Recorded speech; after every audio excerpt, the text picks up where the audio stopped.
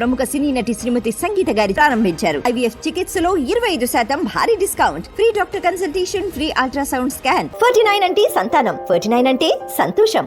రైతు బంధు నిరీక్షణకు తెర. ఆ రోజే అకౌంట్లోకి 15,000 రూపాయలు. నిన్నటి వరకు తెలంగాణలో రైతు రుణమాఫీ గురించే మాట్లాడుకున్నారు. ఎవరి నోట విన్నా రుణమాఫీ డబ్బులు జమ అయ్యాయా లేదా అనేది చర్చించుకున్నారు. ప్రభుత్వం 3 దఫాలుగా 2 లక్షల రూపాయలలోపు రుణాలను మాఫీ చేసేసింది.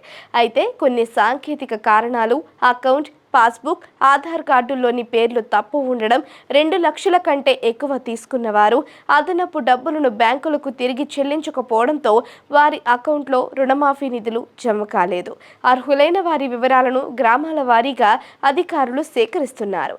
ఈ నెలాఖరులోగా మాఫీ కాని వారికి రుణమాఫీ నిధులు జమ అవుతాయి.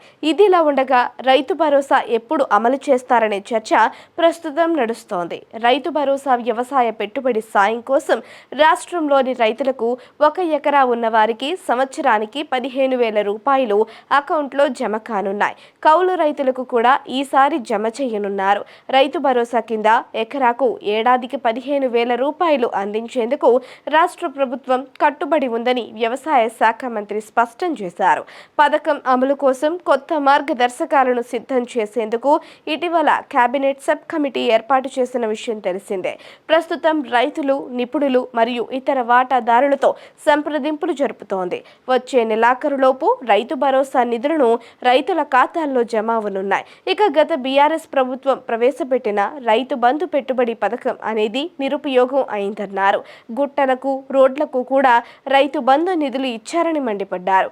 ఇక నుంచి అలా ఉండదని, అర్హులకు మాత్రమే రైతు భరోసా నిధులు మంజూరు చేస్తామన్నారు.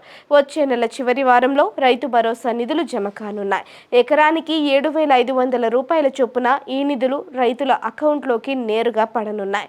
వీటితో పాటు కేంద్ర ప్రభుత్వం ఏటా 6,000 రూపాయలు పీఎం కిసాన్ ద్వారా రైతుల అకౌంట్లలో జమ చేస్తున్న విషయం తెలిసిందే. 18వ విడత 2,000 రూపాయలు కూడా వచ్చే నెలలోనే జమ కానున్నాయి.